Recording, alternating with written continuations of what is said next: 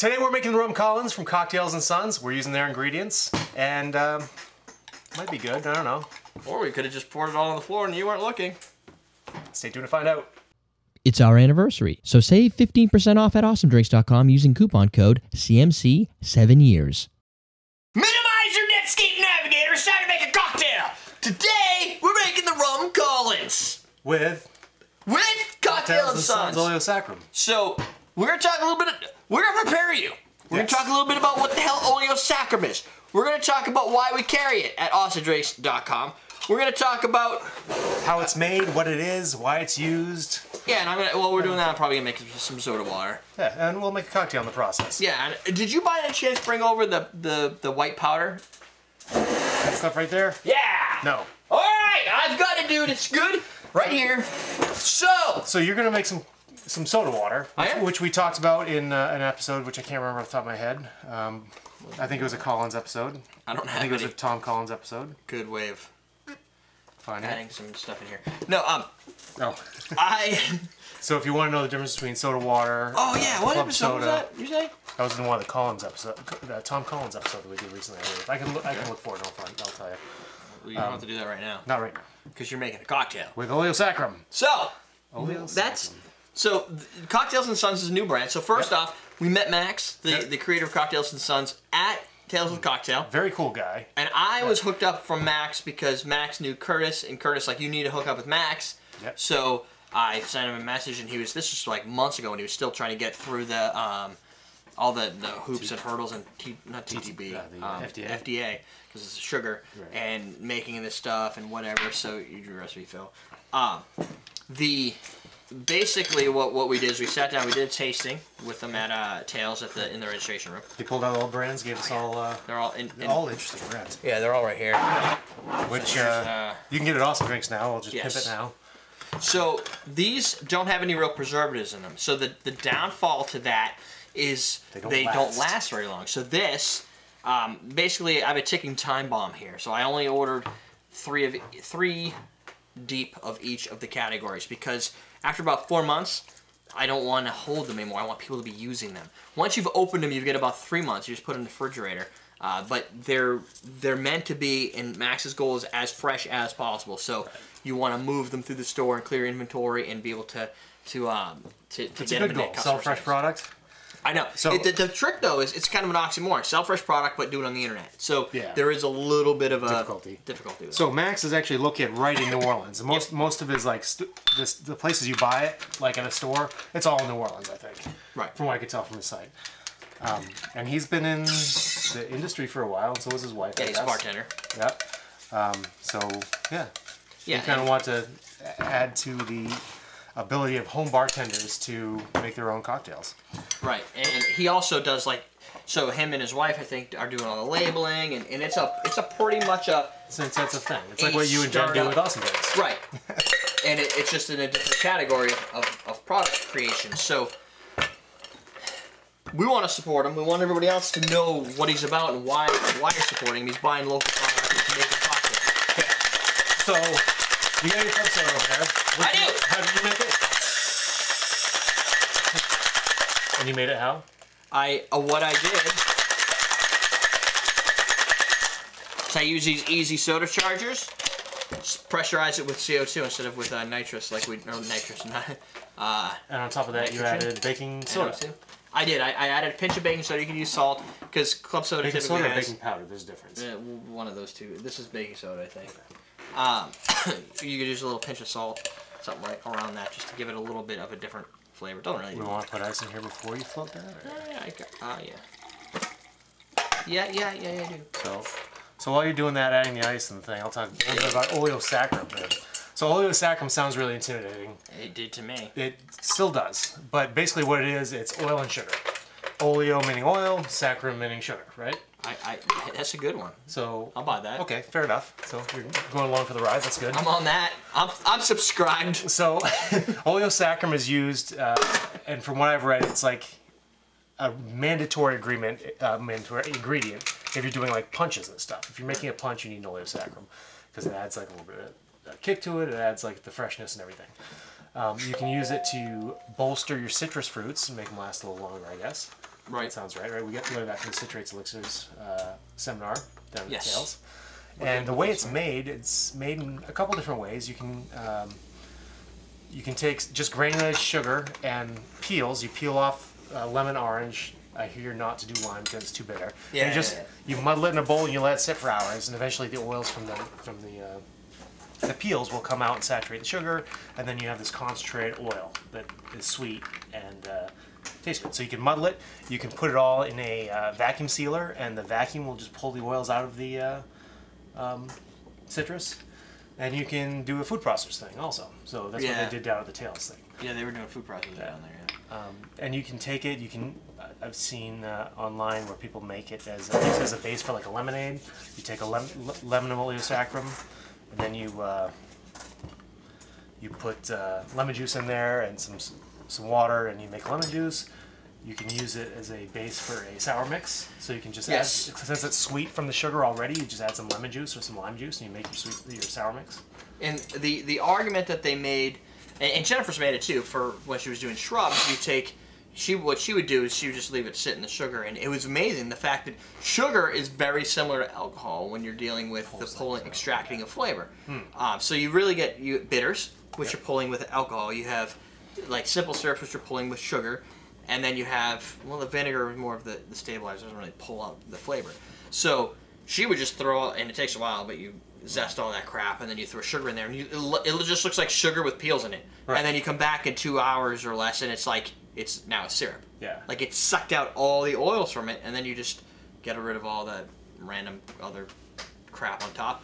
And you've got like this super condensed, awesome flavor. That's awesome. Yeah. But their argument there was that if you use something like this, you're getting a consistent, you basically have a master blender like Max going, this is what we're going for, this is the flavor, and he makes sure it's always a consistent flavor. If you just squeeze lemons and limes and citrus into your drink, especially as a bartender, the lemons you have here and over here might be different than the lemons you have over here because they came from a different part of the tree. Right. The tree was, pointing the sun, so they're richer and sweeter flavor. The ones in the back might not be as good. Who the heck knows which ones you pulled off the tree and what vineyard or whatever you call it. You're doing your own homemade thing and you're just playing around, then that's cool. But if you want some consistency, you're going to want something. It's like Budweiser. People expect a specific consistency of their product. Yeah. That's what they're known for. If you want to be known for making a cocktail that always has that same awesome flavor, you use something that's concentrated in that, or if you're batching or doing anything like that, like a big batch of cocktails, then you can use this type of thing because you don't have the same oxygen issues you have with fresh fruit. So the cool thing is, because the oxygen degrades things. Right, like within an hour. And citrus is like very susceptible to degrade. Mint will brown in an hour. And it gets bitter. Lemon juice goes bad in 3 to 4 hours. I mean, it starts... And if you blend mint, you're losing it. The heat and everything causes the brown. It causes those bitter flavors. I don't remember what the chemical is, but there's some chemical reaction that causes that to get that bitterness to it. So and when you use these Oleo Saccharums, you're cutting out that issue. Right, and if you keg them, then you don't have a cocktail that smells like farts. Yes. As the guys at the Beer Cubes said. Yes. And farts was an acronym for something. Right. Basically, you get this weird fart type smell when citrus sits for too long, even though it's not bad for you. No, it's just not desirable. It's not taste. So you don't want your cocktail to smell like or taste like fart. So the other cool thing is his Oleo Saccharum is also infused with other flavors. So this is a citrus Oleo Saccharum with lemongrass and ginger, and then he's got these other complementary flavors. Yeah, complementary. He's got this mint and lemon verbena. This one I thought was the coolest, the spiced emerald. Yes, that one's really tasty. It tastes like Christmas. Yeah. I don't remember what it was that was doing. It's spices and peppercorn. And this one is honeysuckle and peppercorn, which they're all really good. Allspice, that's probably one of the flavors. Yeah. The peppercorns, allspice. It just tastes like Christmas. Yeah, they're all. You can tell they're all quality. Right. And I'll go through different weeks. We'll do different ones each week. And you can tell when the best fused by date is. It's on the bottom. You want to use it before. You want to use it before then. 10. So buy these before 10/31/15, please. He's got all his social network stuff on there. Of course, why not? Yeah. Hit him up. You should friend him on Twitter, Ian at Ian Everyday. I might have already done that. I'm not sure. I'm gonna drink. Let's drink this drink. You should not drink it on your shirt though. Fuck that. Forgot I topped with bitters. Oh, that's good. It's very refreshing. Actually. It is. Maybe a little more club soda. It's kind of... No, maybe not. No, it's kind of getting zingy. Yeah, because at first it tastes really syrupy, and then it kind of gets lighter. Yeah. The bubbles are very, very small. This is more like a champagne bubble if you look. That is a good drink. Yeah, Wow. this is a easy drink. Yeah, that's not going to last the episode. Sorry, Jen. I know where you can make another one. I know where you can make another one. It's got lemon. Is there lemon in here? Yeah, it has like a lemon flavor. There's lemon I and should orange. know. I wrote the goddamn recipe. But there's lemon juice, yeah. So that's your sour mix, because we added 3/4 ounce of this, Yep. 3/4 ounce of lemon juice. This is a 2-1-1. Yeah. We got 1.5 parts of the rum.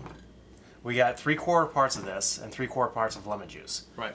And you've got the citrus got being good pulled balance. out of here. Yep. You've got the aromatics that are giving you a little bit more of that allspice, nutmeg, kind of clove flavor on the top. Yep. And this is a really good rum plays because a of lot the of Demerara that has a very dark flavor to this drink. and this the would be molasses and so tobacco and when we make vodka Collins, freaking boring drink. Now this drink with this recipe that Max created here, because I'm using his recipe. It's the one on the bottom. No. Yeah, that's. Oh, is it? It's on the back of the okay. So he just basically says gin, vodka, tequila, rum, or whiskey. I chose rum because our survey, which we'll talk about in a minute, a lot of people have been saying they want to see more rum cocktails. Yep. So I said if I can make with all of them, we've done it with vodka. I've probably done this once upon a time with gin. Once or twice, yeah. And I liked rum. I've never had a Rum Collins. Seems like it's a thing. And vodka was boring as shit. It is now. Vodka it's like adding water to this. The Hamilton has such rich Demerara flavor that it gives this drink backbone where otherwise it would just be flavorless. There's a lot of character in this drink between the rum, the Oleo Saccharum, the bitters. Right. Definitely, this well brings a lot also. of it seems like it brings a thicker acidity. Like I get a lot of acids. I kind of like that. So. Follow Ian. I'm pointing over here so I remember. Follow Ian on Instagram. On Twitter. On Twitter. I'm right. Jet Geek on Instagram. Yeah. I'm at Ian Everyday on Twitter. Right. You want to go there and you want to friend him so that when he starts talking with brands, he doesn't look like he's got a little egg there and he's only got 3 followers. So we want to ramp him up, and he's also got other creative ideas where he might actually decide to use Twitter for something that's not just sitting there and tweeting once a year like I do. Right. I just tweet Right. whatever. I'm going to try to be active. Also, you want to go to our survey, which is everydaydrinkers.com/survey. You go there, and I'll even have it in the description. Hope. Click it, take the survey. You can join a newsletter too. It's really simple. There's only one questions. typing question, and it's comments. It's optional, pretty much. Right. Now, the 10 questions, some have rankings and it's in prioritizing. But it's all click. It's just click. Right. And the goal with the survey is, because I'm going on a year 8, I want to make sure that we're still aligned with what people's interests are. When I started, I kind of just making stuff up as I go. I created my own format. Other shows that come out and kind of followed the format. I want to just make sure that I'm doing everything everybody wants. Yeah. And that means, I'm asking questions like, what's your length of your video? When do you watch the video? Why do these matter to me? Because if I know the length that you like, we could target it. If I know when you watch it, I know when to put out episodes. If I know what are the topics that interest you? There's all what's sorts of questions there. what spirit do you use the most? Like, what do you want us to see? More rum, more vodka, more gin? It's your chance to tell us what you think the direction of the show should go in the next few years, because that's kind of why we're here. Yeah, we want to know, we want to get that input, and we want to use it. So we want to make the show. And if you do it, then we will take your name. We'll do a shout out to you once we compile them all. We'll start talking and calling people out. We'll also send you an email and say, hey, what recipe would you like to see us do? Yeah. We'll prioritize that recipe above all others. And you can pick one. You can send one of your own design. You can. Yeah. Or if you've already submitted one, just say, I submitted it. Can you just use that one? Fine, I'll use that. What was Ian's Twitter again? At Ian Everyday. Ian Everyday. It's like Everyday Drinkers, but just Ian. Yeah. Every day. And you have the question. Oh, I do. Oh, it's like...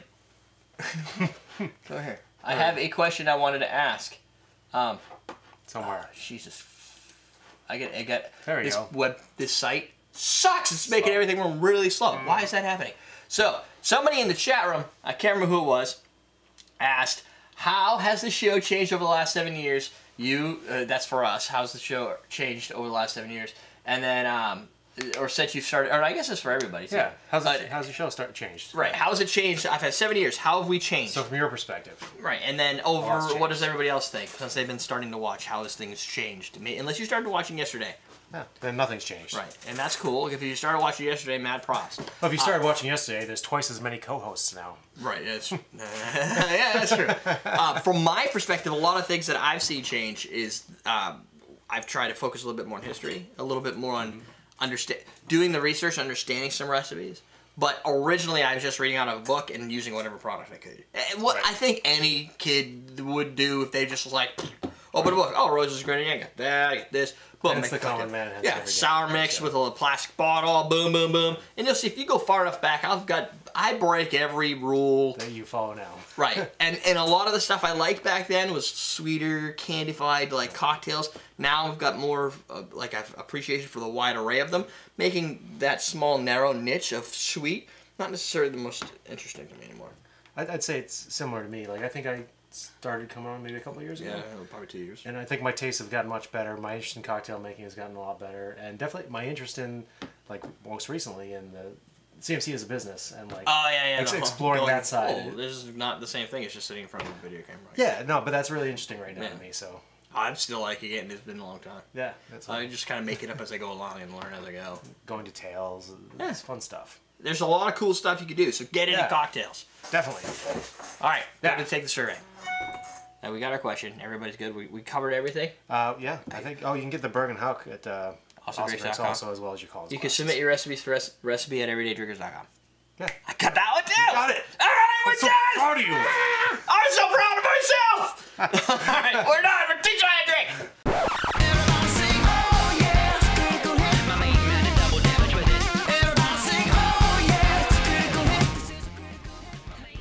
It's still pretty light though.